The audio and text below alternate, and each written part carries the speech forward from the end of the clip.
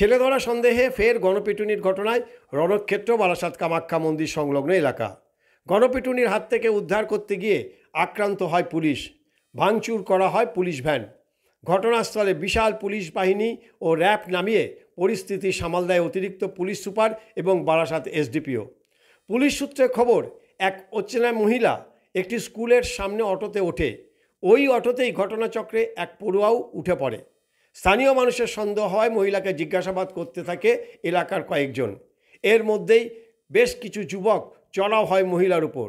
বেধড়ক কিল চর ঘুষি মারা হয় মহিলাকে। খবর পেয়ে পুলিশ গেলে পুলিশের ওপরও আক্রমণ করা হয়। পুলিশের গাড়ি ভাঙচুর করা হয় বলেও অভিযোগ। এই ঘটনায় বেশ কয়েকজনকে গ্রেপ্তার করেছে পুলিশ। পুলিশের তরফে বারবার গুজব ছড়ানো বা আইন হাতে তুলে না নেওয়ার জন্য আবেদন করা হয়।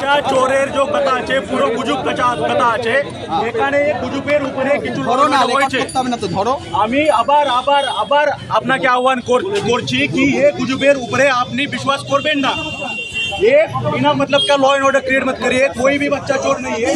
एक गुजब के ऊपर, एक अफवाह के ऊपर, एक मिथ्या कथा के ऊपर लोगों के ऊपर अटैक मत करिए। आप विश्वास मत करिए। सबके बच्चे सिक्योर है, सबके बच्चे विदिन टाइम घर जा रहे हैं। बिना मतलब के कुछ लोग अशांतता फैला रहे हैं। आप विश्वास मत करिए इसके ऊपर। বারাসাত কাজীপাড়ায় এক শিশুকে অপহরণ ও খুন করে হত্যার ঘটনায় আতঙ্ক ছড়িয়েছে অভিভাবকদের মধ্যে।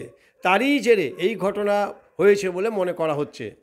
আহত মহিলাকে আশঙ্কাজনক অবস্থায় বারাসাত হাসপাতালে ভর্তি করা হয়েছে। ব্যুরো রিপোর্ট, বাংলার খবর।